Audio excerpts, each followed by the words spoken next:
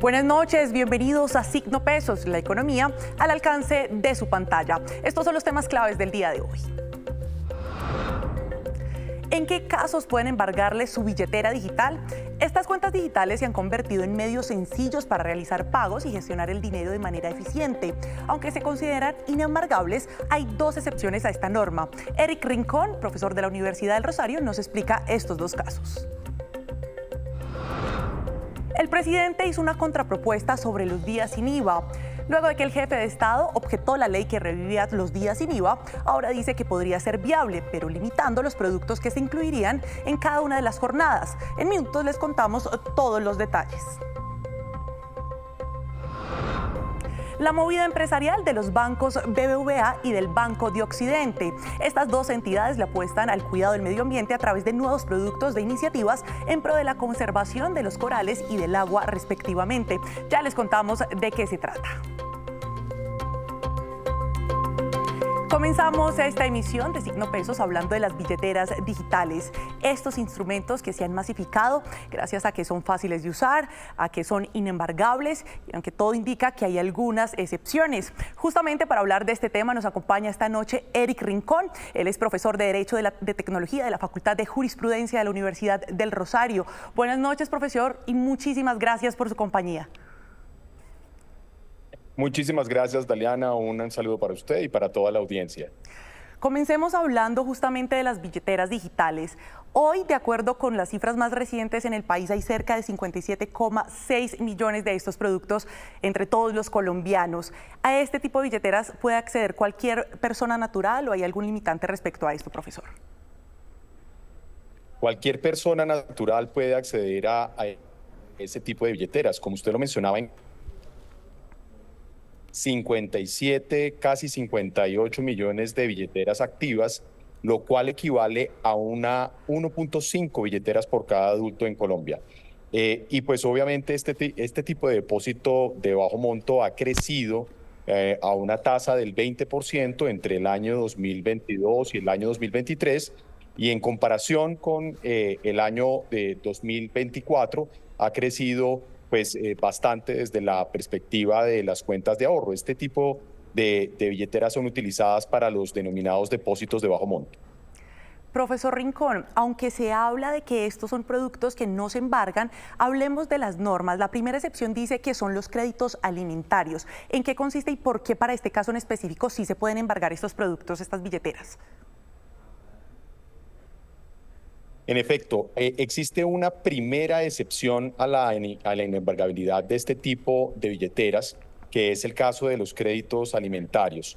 Esto lo establece el artículo 594 del Código General del Proceso, donde básicamente los depósitos de bajo monto pueden ser embargados para el pago de este tipo de créditos alimentarios, protegiendo de esa forma el mínimo vital de quien solicita el cobro de alimentos.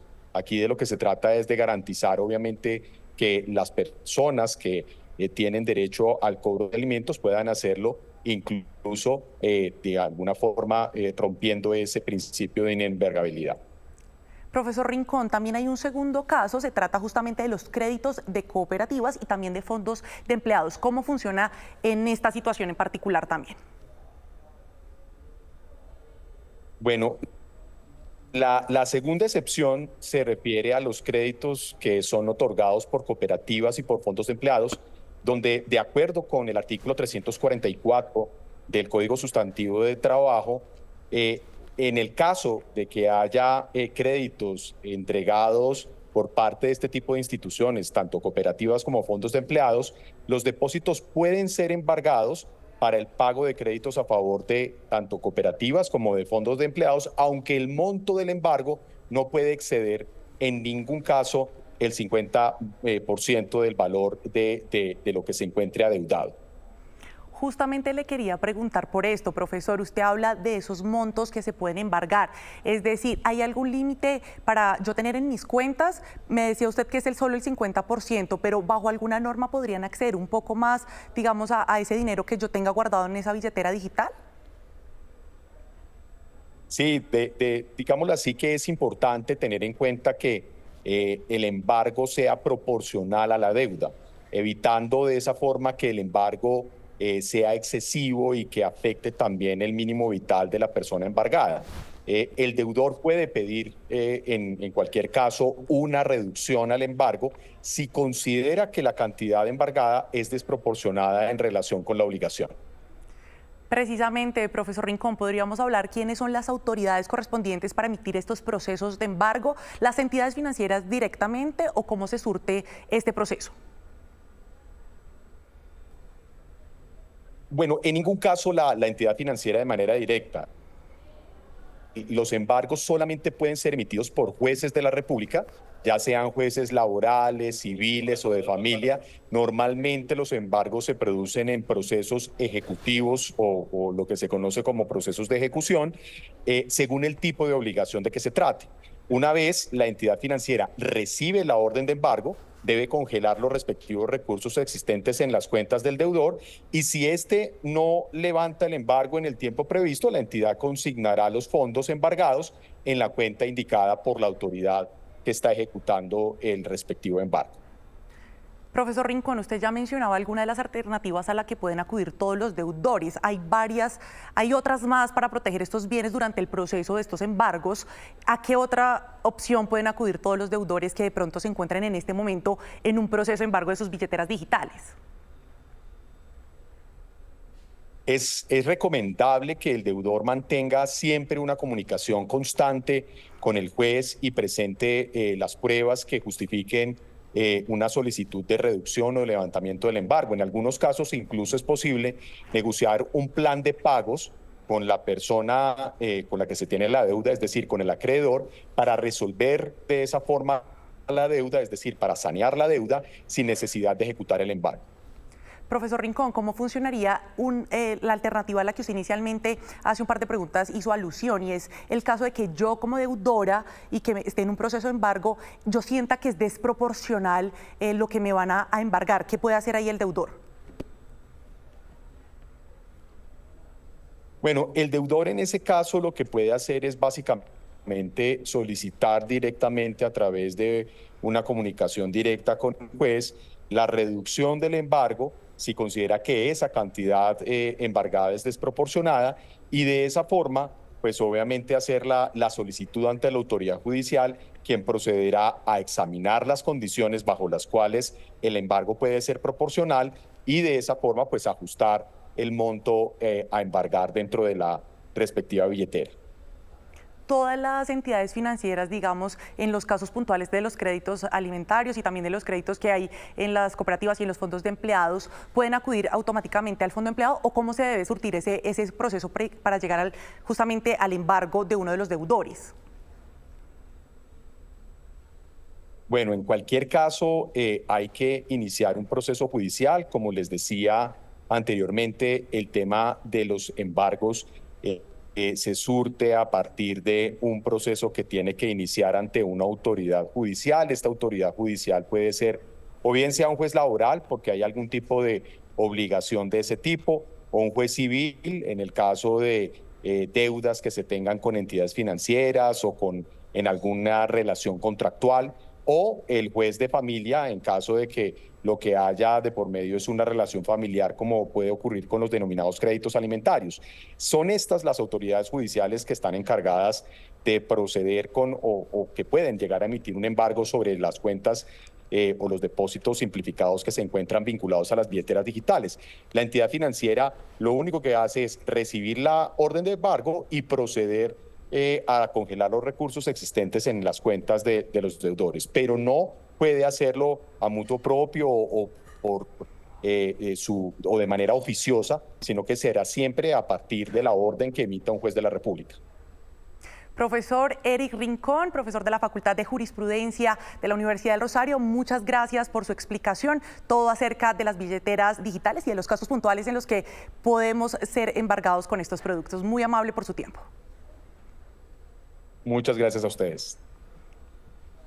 ¿Cuáles son los bancos centrales más grandes del mundo según los activos? Ya regresamos. Gracias por continuar en Signo Pesos y hasta ahora llega Víctor Grosso con otras noticias claves del día de hoy.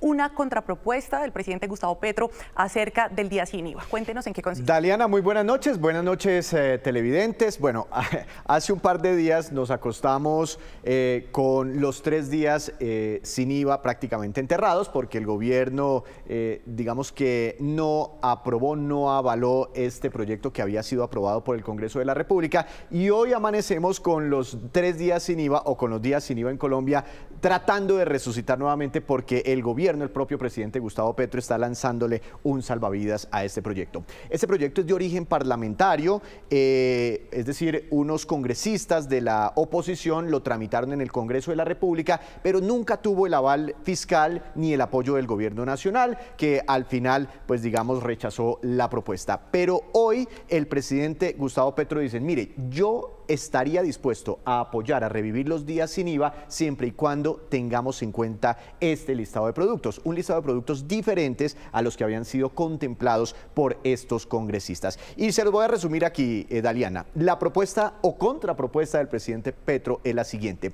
que en el día 1, el primer día sin IVA que se establezca, queden sin este impuesto todos los bienes alimenticios de la producción nacional, en el día 1. En el día 2, que no tengan IVA los bienes alimenticios, es decir, los del día 1, más confecciones de textiles y confecciones de cueros nacionales. Recordemos que una de las críticas que ha hecho el propio presidente Petro es que los días sin IVA, según él, benefician a los colombianos más ricos y a los productos que son importados. Y él quisiera con esta propuesta que se beneficien productos del país, de la producción nacional. Y el tercer día, es la propuesta del presidente, que no tengan este impuesto productos de la canasta básica familiar producidos en Colombia, paneles solares y vehículos eléctricos. Esta es básicamente la propuesta del presidente. Sobre todo este último punto ha generado mucho impacto en el país. En el sector están aplaudiendo esta iniciativa para que los vehículos eléctricos, que hoy tienen un IVA del 5%, pues no tengan este impuesto. Inclusive el gremio Andemos le dice al presidente, no lo haga solo en los días sin IVA, sino que ojalá, para estimular una movilidad más limpia en Colombia, esos vehículos no tengan IVA en ningún momento del año. Perfecto, Víctor, pues muchísimas gracias. O sea, sí va a haber día sin IVA, pero con otras condiciones. El presidente dice, si los días sin IVA se proponen bajo estas reglas, bajo estas propuestas, yo como presidente estaría dispuesto a apoyar el proyecto. Perfecto, Víctor, pues muchísimas gracias. Vamos a ver entonces. Todavía no es una realidad. Si se ponen de acuerdo la oposición y el gobierno, es posible que resuciten los días sin IVA bajo estas condiciones. Debe prosperar el legislativo y, por supuesto, con el apoyo de la firma desde la presidencia. El aval fiscal, que se llama. Así es. Muchísimas gracias, Víctor. Lo acompaño a que sigamos con la movida empresarial.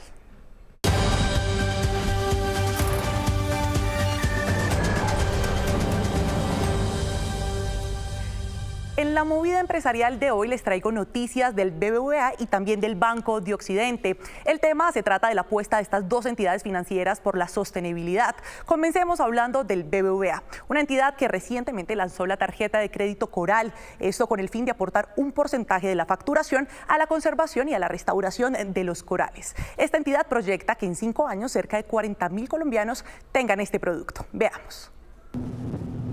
Isla Múcura, una de las islas que conforma el archipiélago de San Bernardo en Sucre y donde se adelantan acciones de restauración de corales, fue el escenario escogido por el banco BBVA para dar a conocer su compromiso con la biodiversidad marina a través de la nueva tarjeta de crédito Coral de la franquicia Mastercard, con la que aportarán un porcentaje de la facturación a la conservación de los arrecifes coralinos. Pero lo que la diferencia es que el 0,65% de todas las compras que hagan los clientes que adquieren esta tarjeta se va a donar a Conservación Internacional para los programas que tiene de conservación y recuperación de los corales colombianos. Nosotros nos hemos comprometido a hacer una donación desde BBVA al menos de 550 millones de pesos para preservar los corales colombianos.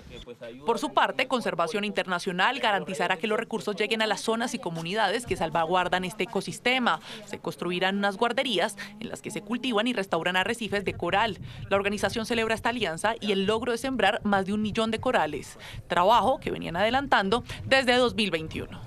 Creo que este paso es significativo. Celebramos con esto pues el primer millón, y ya con 1 millón sembrado pues más o menos se tiene experiencia. La vinculación de las comunidades es fundamental. No hay acción sin la participación de comunidades. Además, es una generación de empleo azul. Esta tarjeta, elaborada con plástico reciclado en los océanos, tendrá una exoneración en la cuota de manejo por 6 meses y el BBVA proyecta que en 5 años sean cerca de 40.000 colombianos los que tengan este producto. De otro lado está también la apuesta que está haciendo el Banco de Occidente con el premio Planeta Azul, con el cual reconoce y apoya todos los proyectos y programas del territorio nacional que se dedican a la protección y a la conservación del agua. En esta oportunidad entregarán alrededor de 300 millones de pesos en premios para todas estas iniciativas. El Banco de Occidente, filial del Grupo Oval, en su apuesta de protección y conservación del agua, anuncia el Premio Nacional de Ecología Planeta Azul, el cual cumple 30 años y reconoce proyectos orientados a la restauración, el uso sostenible, innovación y educación ambiental del recurso hídrico. En 1993 dimos un paso crucial con la creación del Premio Nacional de Ecología Planeta Azul, Agua, Principio de Vida, con el propósito de impulsar y reconocer proyectos sostenibles que contribuyeran en la conservación y recuperación del agua. A la fecha, hemos recibido más de 3.400 iniciativas. Han participado desde grandes empresas, pymes, ONGs, fundaciones, hasta comunidades locales, colegios, todos comprometidos con la sostenibilidad ambiental. De acuerdo con el presidente del Banco de Occidente, en esta oportunidad que el premio recibirá postulaciones hasta el 31 de julio, se entregarán cerca de 300 millones de pesos, con lo que pretenden impulsar y resaltar los esfuerzos de diversos actores que trabajan en pro de la conservación ambiental. Y antes de despedirnos, los dejo con este dato. Los siguientes son los bancos centrales más grandes del mundo en materia de activos, que son las entidades similares al Banco de la República de Colombia. En el primer lugar se encuentra la Reserva Federal de los Estados Unidos con 7,8 billones de dólares. En la segunda casilla se ubica el Banco de Japón con 5,5 billones de dólares y este top 3 lo completa el Banco Popular de China con 5,1 billones de dólares. Y así terminamos por hoy. Los esperamos mañana con una nueva emisión y toda la información económica que usted necesita saber. Esto es Signo Pesos, la economía al alcance de su pantalla. ¡Feliz noche!